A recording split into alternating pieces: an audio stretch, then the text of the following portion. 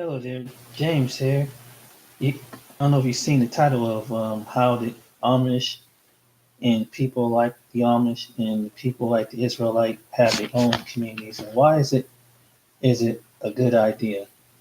The reason why I kind of admire what what they've done is because being among a mainstream people and mainstream communities have a lot of problems, a lot of crime, a lot of excessive drug activity. You have people who are willing to, and it, if you have something nice, they don't tend, they tend to want to steal it. If you have something that just, if you're a particular group of people, they don't mess with you because it's like you're about peace and you mind your business. It's all about taking care of the family. It's taking care of community, family, and have and surviving off the land. And I think surviving off the land is very, very good because in these days where food is going up, high prices is going up on meats and poultry and things like that. Um, Even just to have the essentials is starting to get really extremely high.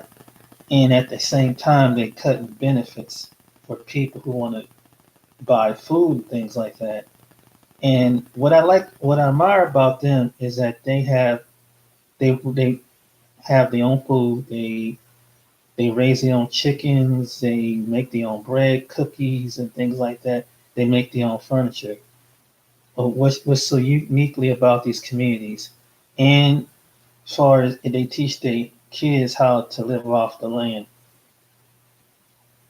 and also homeschooling them to impart their tradition and value and morality in which they choose, and they don't get caught up with the influence of governments going to impart to them about what their influence is changing their way of life and things like that. They try to show a dynamic and they which compromise their belief system and their customs. Excuse me. And that's the same we go for the Israelite. Certain Israelite communities are trying to build up by themselves. And what do these communities have in common? That they don't deal with the government, be sustained and stay away from the government and don't rely on the government because it seems like when you rely on the government, you have to go by what the government does. For many of us who have no choice and who don't have access to land and resources to be a part of a community or build up a community. And then being a part of the community, you have to be in agreement of things. And it seemed like with the outside world, everybody want to impose their belief system and their way of life on you. When you have your own people, your own community, you don't have to worry about that. But basically, even though that they tap in for people who want to make business and resources, which that's the proper way to do. That's the best way of doing it. And so I was thinking about this last night. How in the 50s and the 60s, you have different groups of people that have their own communities. There was when the people in the early part of the 20th century, you have the Italians had their section, and they're like on the East Coast and different Midwestern states. You had the Irish, you had the Polish, you had um, people of German descent, you have Hispanic descent, African and the Black people, and you have in other groups of people, Hungarians, Czechoslovakians. They had their own set of neighborhoods. They had their own, practically their own economy. But they would come in and buy and purchase, but everybody go back out their own community. And it would seem like even though that everybody started out poor on the same level, in some cases there were certain places that were kind of integrating. But everybody was basically cool. Everybody didn't have to cross paths, and it seemed like this is it seemed like some things, even though there was tension at times because they were competing over the resources and things like that, it seemed like it was better. I found myself as I get older, it seemed like it was better that way. And even though it was segregation in the South, if it was for people being jealousy and leaving the black community alone down there and let them drive it, and if someone would have broke the law instead of doing it the right way, if someone committed a crime against someone of a different nationality, instead of burning down a town, whatever, it wouldn't have been no problem. But what happened was, you got one community is striving, and they want to keep the other community oppressed and other people down. And what happened is, it when you've been so in a nation that's supposed to be equally, but technically a lot of people don't know that particularly the community of black people, African Americans in this country wasn't written in the Constitution that they're not really considered three-fifths of human being. Even after, and I heard many people say this after slavery, that when it was given land and property, and there were towns and cities that were built up, and what happened was when they build up their own towns and cities, somebody would make a lie and say that like some black man would go out and rape a white woman, and that was like the narrative, or someone shot an store owner at that time, and they would have mobs of people just burn the town down. Where these people, it was no case that they were just minding their own business and working and living off the land and agriculture at that time, just like the Native American Indians and other groups of people was.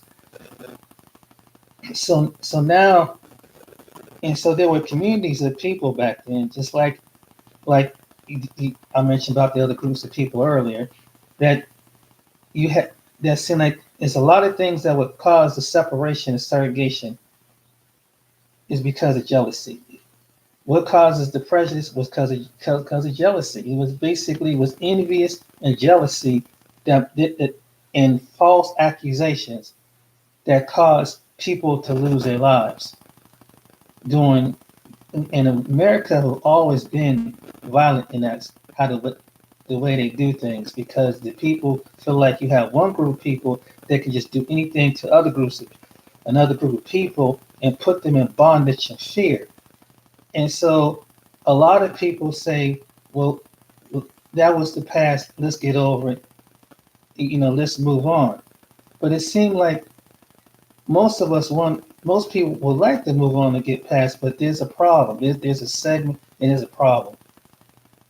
And now, when you've been a people that's been not looked down upon from many nations, and not just one nationality, but one nationality painted narrative that to make this particular nationality of people look like they underread, and they are told that the other nationalities, when they come from different parts of the world, you classify yourself as the main nationality who has the power, who has the resources. So everybody wants to get next to the power and the resources.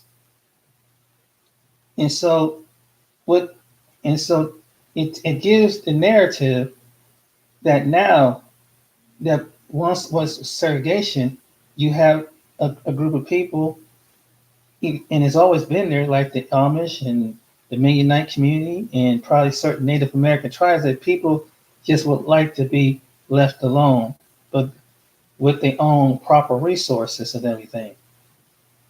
And it's really something where when you're part of a people that's been oppressed and been pushed down upon, and you've been called the police on you for numerous times for dumb things, just for walking, for breathing, for just doing something, it kind of makes. I've heard some black people in this country say that, when we were separated, we were better off.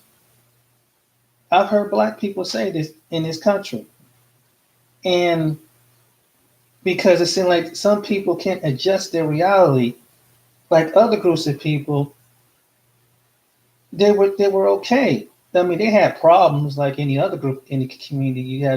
You have domestic violence and things like that, and also things you have internal issues, but you didn't have to worry about feeling like you that just because you're a part of these people, you're a plague to be a narrative.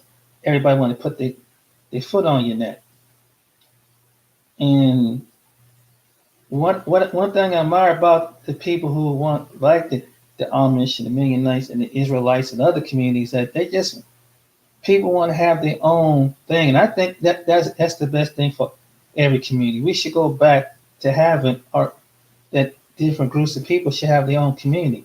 I mean, different parts of, and it doesn't mean that you promote segregation. It just means that every group of people are proud to be among their own people. And I've seen it, I have seen in different parts of town that you will have an East Indian community and the Pakistani community. You have a Burma and a Nepalian community. You have a Somalian community, and they feel comfortable around their own people. Everybody feel comfortable speaking their own language and being around their own people. And I think every group of people should have their own community. I think even the LGBTQ community should have their own people. Literally have their own community, have their own side of government. But here's the thing with the LGBT community and other communities like this. You can't oppose, you can have your own schools, you can have your own police department, you can have your own hospitals or your own churches or own business whatsoever. That's fine.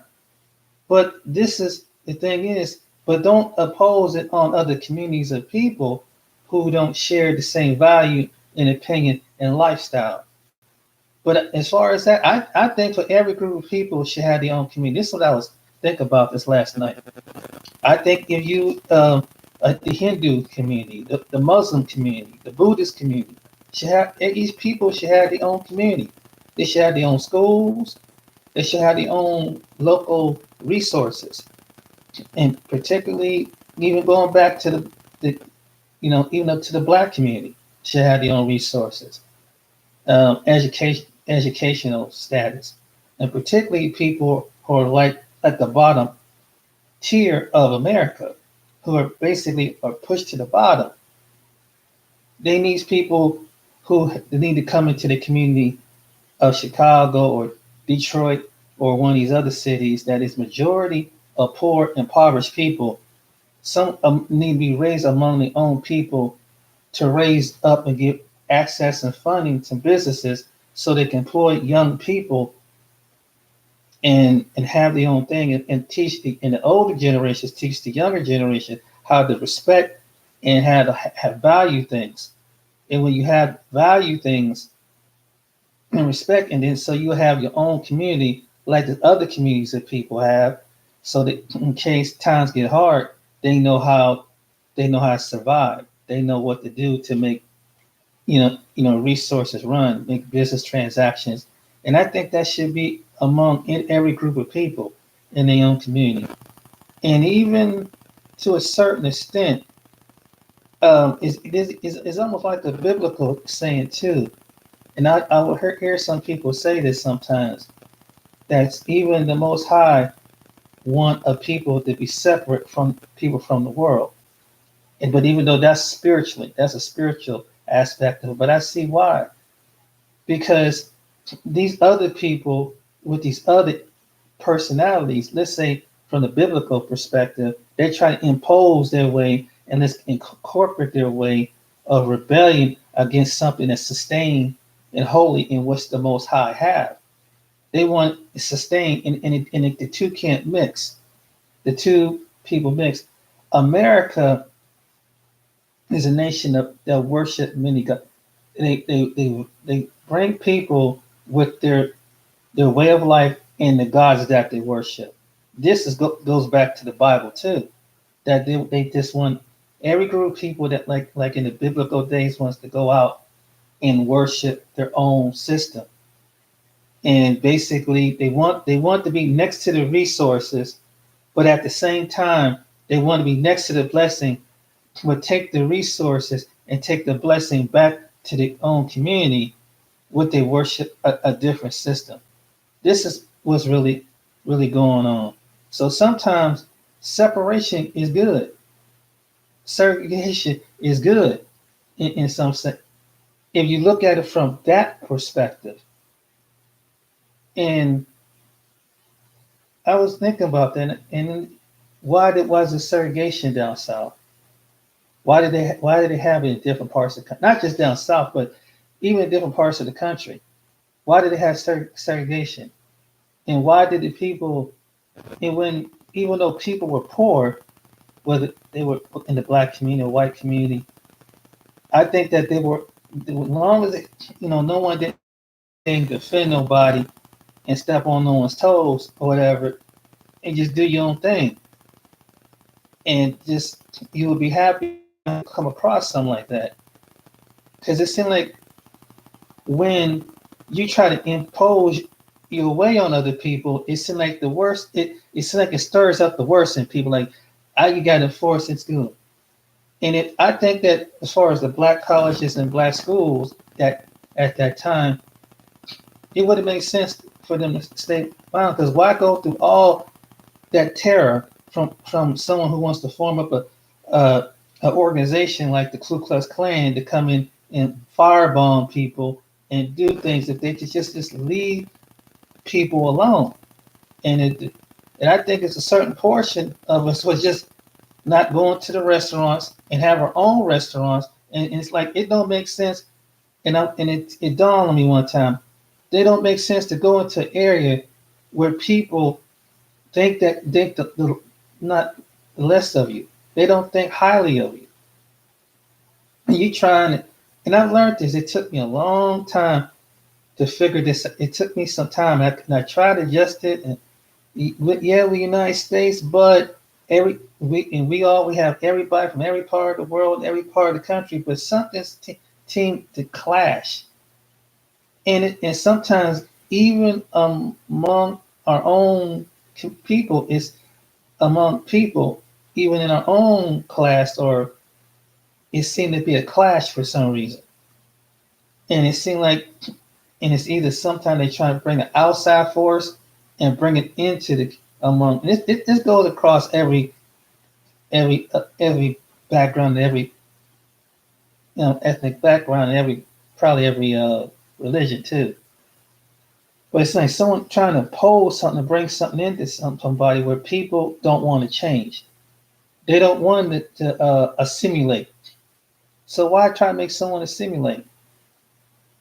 And part of it, another part of it is, I don't know. It's too sad that they allow gentrification to happen through politics, and so it pushed it pushed a whole mixture of minority poor people into a section, and they keep when you go into the cities, they're even there's separation between the haves and have-nots. You go and you have a lot of this, a lot of people getting pushed out of their homes, communities getting pushed out across this country, and here's this other community of people coming here and bringing on their ways and bringing on their posts and bringing their views, which is disrupting the people which originally was. And so gentrification is another key factor, and it's causing a lot of conflict. And it seemed like with the problem when it comes to race in this country, we have two different opinions when someone commits a crime. When a person commits a crime, we seem like, I don't know why we keep being biased when we don't punish the person from the same crime if they commit a crime. But when someone of a different hue, a different look, is all of a sudden they make up an excuse. But a crime is a crime. If someone steals something, robs somebody, or murder somebody, the law should stand. And it seems like when it takes time to a certain people that do it, it's like an extra anger and an extra mad, it's extra hate It's like I knew these people were no good. It's like, and it's like they have to be up under a microscope. So now you push the people who you took advantage of when it comes to voting, and you know what to say. You have, and it goes across politics too. They come into a certain community, particularly the poor inner city community. We know what the racial makeup it is of people. We know what the what the conditions is like, and they send the same people that if you vote for me, they come in with the pat on the head. They know they're coming to the churches. They come if you vote for me, but it hasn't changed in 30, 40 years. And they claim to be the friend of the community. But as soon as they get in office and they start seeing them paychecks and they start seeing their kids getting away, they turn their ears over to death. They don't want to hear the average person address their concerns. And it's really sad because here these people you came into the churches in the inner city. This is and you seen it come you use someone's you shake hands with the minister, and it's the same thing. Margaret Sanger did the same thing. This woman, and like I mentioned one video, not only this woman was a eugenist, this woman was a racist, but a racist to a ninth degree of I want to find some way to continually generate that to stop the flow of these African American, these black people that's birthing at a higher rate. And the sad thing about it is that that she came into the South being trained like an angel of light, trying to be a loving, so-called play the Christian, good woman. She probably played the part of being a woman, probably how she got in among these predominantly black congregations. But little that they know that they were sitting up there with a woman who represents Satan. And her destruction was to cut down and put it in government, that you slow down the birth rate of these different groups of people of the dark and hue. See, some people don't understand about racism can go to a whole different level. There's some people that's not saying I just can't stand these people because they're just in my way, or they just getting the best of the best. Let's find some way to annihilate the people. And anybody who agree with being friends and having interaction with these people, we're gonna kill them too. And so this mindset is not only at the low end of a person's IQ, but the higher people who have the IQ. And a lot of times, you got some people who will sell their own people out to agree with this person who's like the devil. That they were willing to ignore hundreds of people who they know is suffering. That's why I made the video about the Democrats yesterday. I made a video about the Democrats, why they get so offended, and especially when they elect black officials. It's like, that's great. You made history to being the first black female male your city.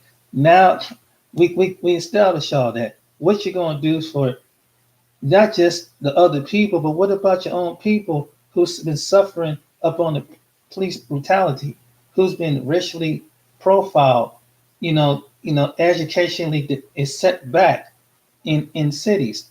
What are you going to do to make the resources equal to other people in the communities that they subjugating themselves to? They bringing their businesses and stuff into the community, and the wealth is going back into their communities and bringing more of their family members from different parts of the world into their suburban environments as a businesses in the community. And these other different communities of people. And it's sadly to say that you have some black people that they know this, who represent, but they won't even represent their own people, and they know that their own people has suffered. They see the police brutality. They see how the way the justice system is, and they won't go to back for it until something major happens to something. Till it has to it has to keep showing it and showing it, showing it. Then it has to be deflected on someone across a party, whether it's a conservative or Republican, whatever. But you find out some of the people who are conservative Republican is in the same country club, in the same organization as the person who's playing Democrat. One's playing your friend and one's exposing the other. It's kind of like a Shakespearean thing. Like now I'm about to out you, but we're going to pretend. It's almost like, let me pretend like you the bad guy, I'm a good guy in front of the whole world. It's almost like they stage stuff.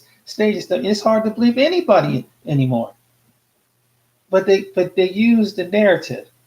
But there is a real snake in the grass. But you don't know what you can have two snakes in the grass, but you don't know which snake is going to strike. And that's how the way these political parties is. You don't know who is really representing the people, which people in a community of demographic of people who's hurting the most, and it's generally trying to destroy them. This would happen to some certain Native American Indian groups during the early part of this America. There were so many Native American Indian groups, they had to find the same system to cut their population down, even if it means that they had to get one tribe to fight another tribe. This is true. This is American history. Nobody wants to talk about that. So they turn one Native American Indian group towards another Native American Indian group in battle and war. That's what some of the civil wars that happened in America. Half of it is half of that. Half of it was during the time of some of it was slavery, keeping another people in bondage, and the other people taking bondage and land. And it was literally like Egypt. America has a history of violence. America has a history of violence, and it is playing out. That's why in every generation is playing out across the world, across this country, and it's a history of it. This thing just happened over 30 years ago, 40 years ago, 50 years ago, 60. America has always been this country that has shed blood, innocent blood. Just to persecute, bond people, to keep terror in people. That's why I said we really can't really criticize other parts of the world for what they do, because we and the great masses of people here. And we don't, and it's when other leaders around the world point and say, look, take care of your own business. Don't come chastise about my business. Then it's like, they don't know what the truth is, the truth. And we continually to do this in this country. We still have a certain segment of society of people that feel like they can do whatever they want to do and commit the law, and the police is not going to shoot them down like a dog. But that's why you have these mass shooting killings, because they know that they can do what they do. And a lot of it is privilege. I can do what I want to do. And then the media, national media, would paint this person and try to understand what was his psyche of trying to go out. And then I heard someone make a story about people being booked. With the guy, the shooter in Dayton, for example, he was bullied when he was in school. Things didn't go right, but I was bullied in school. I've been through bullying, and like other people would, but it doesn't cause me to go and be angry and go shoot up innocent people and have all that rage and things like that. It's a double standard. And if a person like me was supposed to go and take out and just start raging, man, they would pop me just like that. And I couldn't even leave the city, leave the state. They would come so hard on my family, my friends, and whoever's associated with me. And particularly if you look at this, the law goes to for blast mode. It's sad. But another group of people can commit a crime, mass murder, shoot masses of innocent, all people, all walks of life, and they try to make them humanized. It's a double standard. And that's why some people feel like, and then to add insult to instance, they'll make a movie about them, make a series about them. Why are you making a series about an individual from this group of people, like, for example, a Charles Manson or Ted Bundy? Excuse me. A Ted Bundy. Why you keep making them seem like it's influencing people to be more like other words? There's a segment say, I'm gonna try to outdo him. I'm gonna see how many people I'm a murder. In Hollywood, it seems like these people who are praising these people don't seem to get it. When they make you so they want to do things with gun rights, which is which it should be to a certain degree, but it seemed like at the end you literally had to take the guns away from all the people, and that would be a bad idea because if you the crazy guy out there can get a gun from anyone off the streets or anything, even if the stores wouldn't sell them, he'll get a gun, a rifle or a submachine gun somewhere somehow. Some crazy person would do it. They'll find a way. If they can't get a gun, they'll use a car. If they can't use a car, they'll use pipe bombs to harm people. It's not just the guns. In other words, it's something deeper than the guns, because it seemed like it's the same pattern over and over. And there were some people that did that set bombs, pipe bombs, and so they tried to see who restricted. But now there's easy people to find different ways to go out and make bombs, and that'd probably be whoever, some crazy psychotic person. That'd be the next thing. And if they did restrict guns, they'll find it. Some crazy person will find a way to hurt and mass and maim murder people. Basically what it is, we just in the last days. I'm sorry, we're just in the last day. These things are supposed to come and the reason why is because the imbalance of what this country have done to different groups of people. So everybody, even the people of the same group of people, have to suffer along with the other people because the injustice is in this land. So now you have people, it's getting to the point that maybe it gets to the point that causes is a separation. Because it seemed like, when I go back to say earlier, they try to distinguish. And even if it is, if it's singled out to a community, you know what to do to deal with the individual. You get them up out of the community. If it's your own is an individual who's going crazy or showing psychotic sign. So that's why maybe, and I thought about it one day, maybe it's the best reason why it is good to separate. I mean, if you have people that live in that don't like people just because of what the color of their skin, their hair texture, their culture. You have people in this country still run around like, you have people in this country that still look down on people that know that these are the lower class people. Look at the way they act, look at the way they present themselves. So if the people who you're looking down upon, why would you want them to have their own? I mean, they make you nervous, they make you scared. And these are the people who have this insecurity, prejudice, envious insecurity and prejudice that they have. And so sometimes with some people, it's good to just leave the country. Not saying that you're not going to find it over in some other part of the country, some part of the world, but at least when it comes to one of the obvious things, your culture, they are better receiving of you and knowing that you're not coming over to invade and impart. If you don't have ain't coming in invade and impart your ways, but have be open minded to their culture. That's the best way of getting able to understand and live next door to the people. But you have people that can't do that here in the States. You have people that don't. And we try to reflect it, but there's a certain segment of society that wants to keep things stuff started. And it's sad, and it makes you go back. Sometimes you get to the point you want to separate yourself from people, segregate yourself from people. Because some people are just crazy. They're just insane. Them, they just they want to put their burden on you, and then you have to deal with what they have to deal with.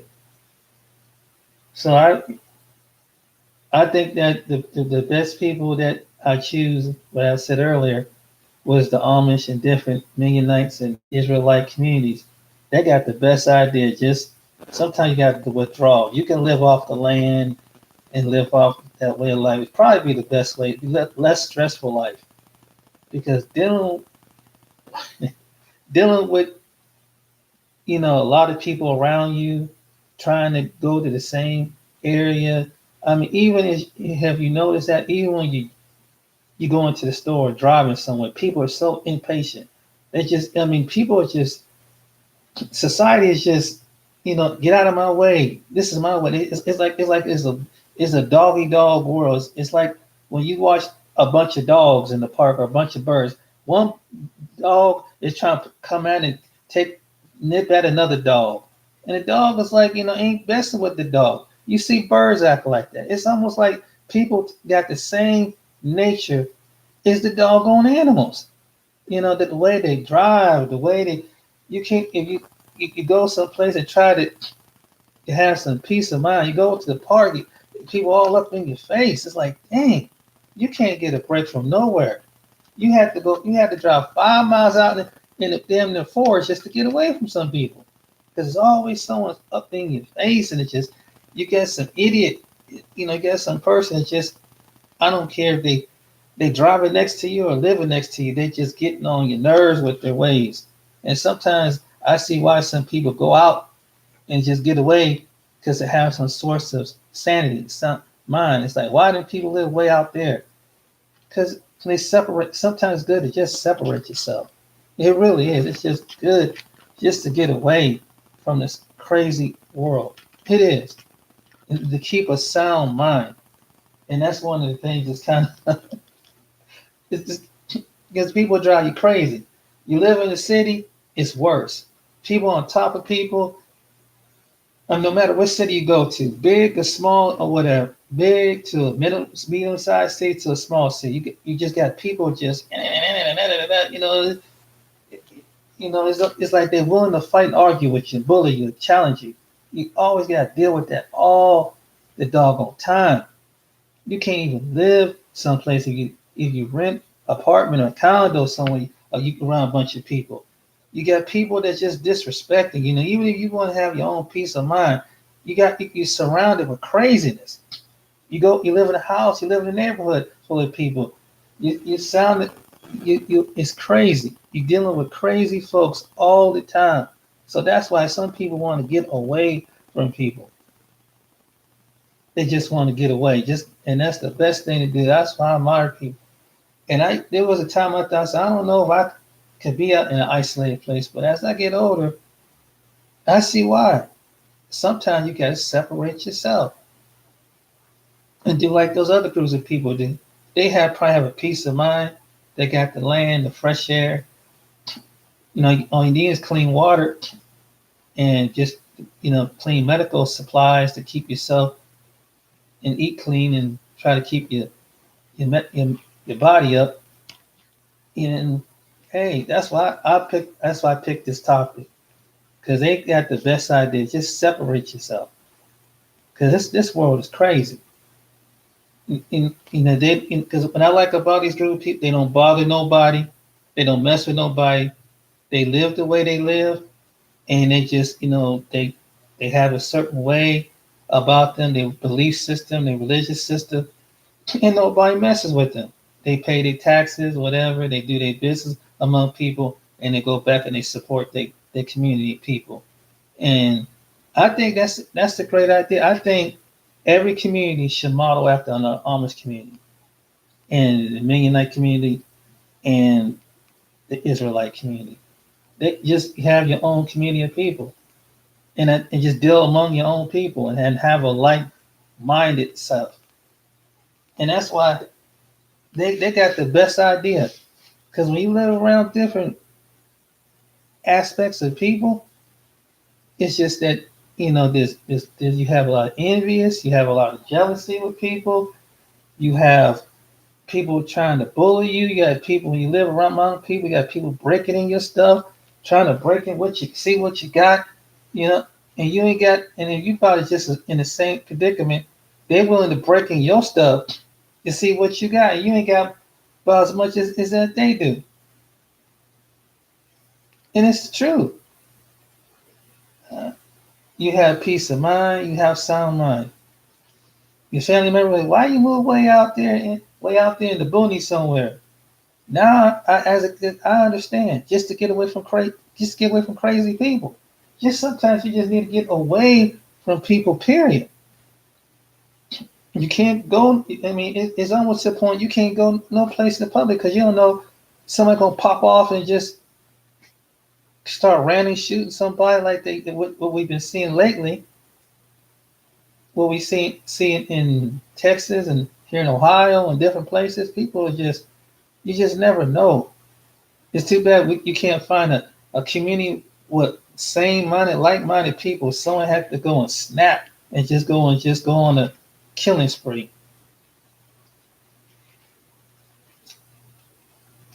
That's true. Sometimes it's the culture we live in. And it's the environment. Environment makes you stressed. And you know it's when you live among the people, you're stressed out. You know that you got high blood pressure, you got hypertension. Because and sometimes it's the environment. It's being around a lot of people. It really is.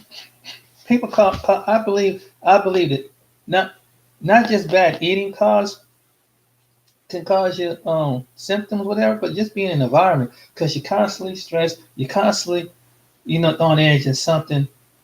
And it seems like when you in an environment, you're away from the people, it seems like you are more at peace. People seem to be more free. They seem more happier.